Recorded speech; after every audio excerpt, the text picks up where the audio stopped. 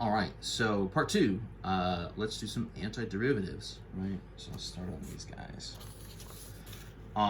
So we're going to be sort of reverse engineering all of our derivative rules. So this one is more polynomial type stuff. The root here, we want to rewrite it. I had said this right before when we're doing derivatives. If we see any kind of square roots, we really just want to rewrite them into 1/2 powers or any other right cube roots or any other kind of awkward roots. And that's also true if we're doing antiderivatives. So kind of automatically, we want to almost do that move without even thinking about it. So we're just going to rewrite, so x to the 5 minus 2x cubed plus x to the 1/2 dx, right? All of our variables, I'm not messing with the variables here. Everything is x's. This is in terms of x, so we're good to go. So reversing the power rule, right? What we're going to do now is we're going to add to the power. So x to the 5th becomes x to the 6th, and then we divide by whatever that new power is. So the power up here and whatever you're dividing by essentially should be in sync.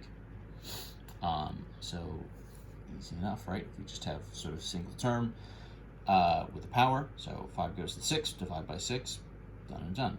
Minus 2 times x cubed, so the minus 2 is still there. This would be x, right, goes from 3 to 4. And then the whole thing gets divided by the 4. That's the basic setup. And then 1/2, right? So 1/2 plus 1 would be 3 over 2, right? 1 and 1/2. Don't use 1 and 1/2, right? Because then you're starting to, mix in these sort of mixed numbers. And those are just a little harder to do the arithmetic with. Versus 3/2, right? So if I divide by 3/2, what's going to happen? I'll do kind of one more solution step here where I clean up some of these fractions. But dividing by 3/2 is really the same thing as multiplying by 2/3. So you can almost think about that. You can think about, instead of dividing by 6, you could think of this as times 1/6 out in front. That's kind of a different way to almost write or conceptualize the this sort of reversed power rule, this antiderivative power rule. But it's kind of whatever's most comfortable for you. With the indefinite integral, right? So if there's no boundaries on here, all we're doing is finding an antiderivative, which means we also include plus big C on the end. So I'll just do one last cleanup kind of step here. So we'll call this x to the 6 over 6. 2 and 4, that would be right, kind of a 1/2. So I guess we'll call that x to the 4 over 2 would be kind of the cleaned up version. And then this, right, we'll call this 2/3 x to the 3/2 plus big C. And that's going to be our final answer. You can always do a check if you take a derivative of this and then try to see if you can get back to this form. Should, in this case, shouldn't be any issue. But that's a way to sort of check your work and make sure you're on the right track. Letter B. So this is the integral of 15 over x to the 4 minus sine of x dx. So this is another one, we just want to rewrite it first before we do anything. So if I have this x to the 4 on the bottom, I just want to rewrite it as 15 x to the negative 4, right? So powers in the denominator, I want to rewrite as negative exponents. The idea is I want to just have x to the number, and that number could be, right, positive, negative, whole number, fraction. All those things are in play. I just want to have it written in that form so I can actually sort of apply my rules. Negative sine x here just is what it is. No big change. So that's just we get. What happens next? Well, this guy's going to just be another power rule, right? So this would be 15. Watch with the negatives, right? If I add 1 to negative 4, right? 1 bigger than negative 4 is negative 3. So I go from negative 4 to negative 3. So this is 15 x to the negative 3. And then I divide by exactly that. So not just by 3, but also by the negative. Right? That counts. Negative sine x, so I always have to sort of think of these for a second. So in derivatives, right, what happens? Sine, the derivative of sine is cosine, the derivative of cosine is negative sine. So if I'm reverse engineering this, or no, now I got myself thinking about this all backwards. The derivative of cosine is negative sine. So that means, so my antiderivative for sine of x would be negative cosine of x. So what happens here is this is minus, and then it's going to be minus negative cosine x, right? So it's actually going to go backwards to plus cosine x, because this ends up being a double negative. You just heard me do it. I'm doing it in real time when I have to stop and really think about it. If you've got your table handy, that helps to maybe speed things along, because you just sort of have that as a quick reference. What's this going to be in the end? So if I clean this up just a little bit, I obviously don't really want this double negative, and 15 divided by negative 3, that would actually go evenly. So that would be a negative 5, x to the minus 3, right, plus cosine x, and then plus big C, right? Or you could rewrite this again as a fraction.